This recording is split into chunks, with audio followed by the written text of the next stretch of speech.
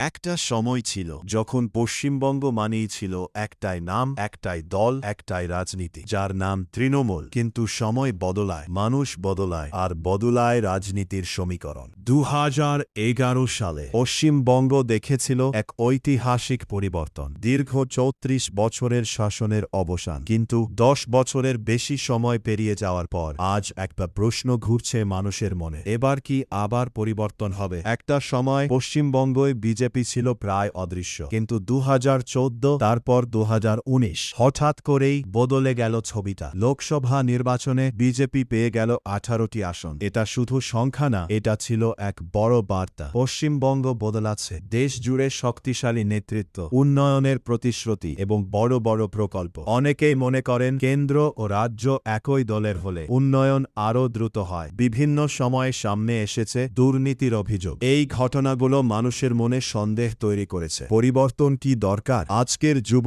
সমাজ চায় চাকরি, চায় সুযোগ। অনেক তরুণ মনে করেন নতুন রাজনৈতিক শক্তি হয়তো নতুন সুযোগ এনে দিতে পারে। পশ্চিমবঙ্গ রাজনীতি শুধু ভোট নয়, এটা আবেগ, এটা পরিচয়, এটা ভবিষ্যতের লড়াই। একদিকে বর্তমান সরকার, অন্যদিকে বিজেপির আক্রমণাত্মক প্রচার।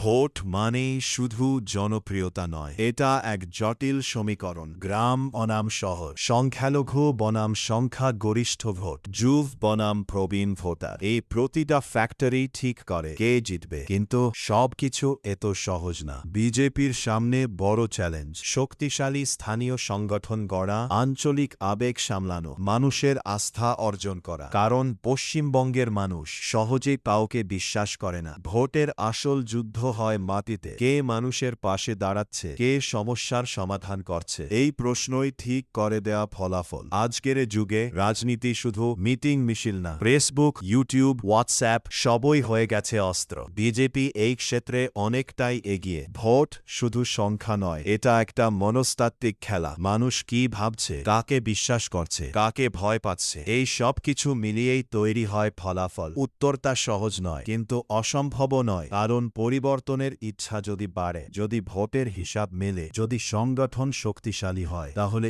ইতিহাস বদলাতেই পারে। পশ্চিমবঙ্গ সব সময় চমক দিতে ভালোবাসে। এখানে শেষ মুহূর্ত পর্যন্ত কিছুই নিশ্চিত নয়। আজ যে শক্তিশালী, কাল সে হারতেও পারে, আর আজ যে দুর্বল, কাল সে জিততেও পারে। তাহলে প্রশ্নটা এখনও রয়ে গেল, পশ্চিমবঙ্গ কি আবার পরিবর্তনের পথে? বিজেপি কি সত্যিই জিতবে? এটি একটি বিশ্লেষণধর্মী ও সম্ভাবনা ভিত্তিক উপস্থাপনা। এটি কোনো নিশ্চিত ভবিষ্যৎবাণী নয়। ভোটের ফলাফল সবসময় বহু ফ্যাক্টরের উপর নির্ভর করে। কে জিতবে? তোমরা কমেন্ট করে জানাও।